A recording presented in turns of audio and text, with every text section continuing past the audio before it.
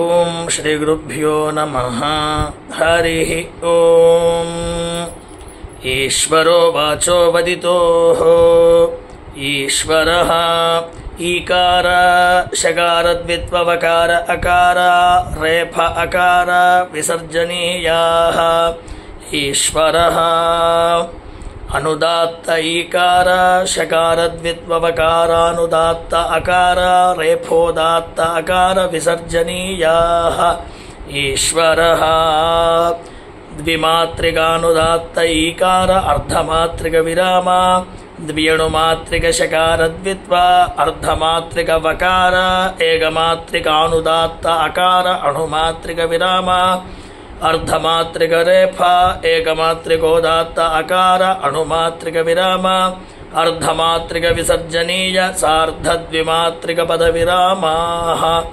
ईश्वरः द्विमात्रिकानुदात्त ईकार अर्धमात्रिक विराम पूर्वपरांगभूत द्वियणुमात्रिक शकारद्वित्व परांगभूतार्धमात्रिक वकार एकमात्रिकानुदात्त अकार अणुमात्रिक विराम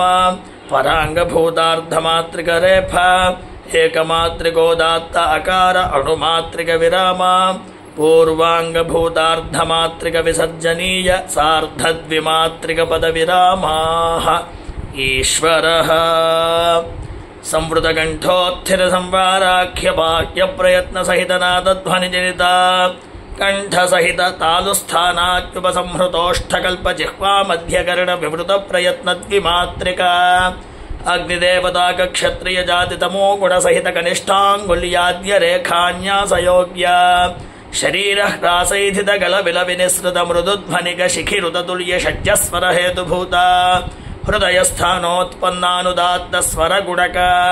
अग्निदेवता ब्राह्मण जाति दीर्घ संज्ञिक ईकार अर्धमात्रिक विराम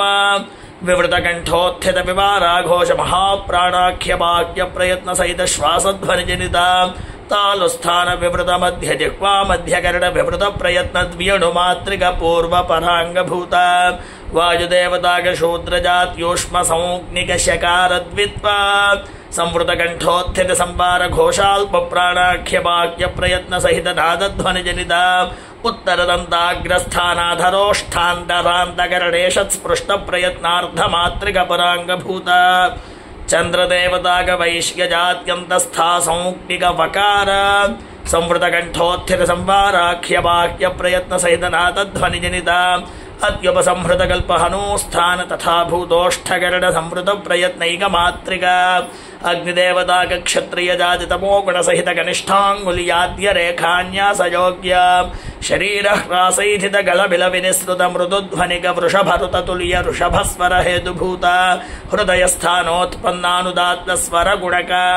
वायुदेवता ब्राह्मण जाति ह्रस्व संज्ञिक अकार अणुमात्रिक विराम संवृत कंठोत्थित संवार घोषाल्प प्राणाख्य वाक्य प्रयत्न सहित नादध्वनि जनिता उत्तर दंत मूल प्रत्यक भागस्थान जिह्वाग्र मध्यकरणेश स्पृष्ट प्रयत्नार्धमात्रिक परांगभूता अग्निदेवता वैश्य जात्यंतस्था संज्ञिक रेफा संवृत कंठोत्थित संवाराख्य वाक्य प्रयत्न सहित नादध्वनि जनिता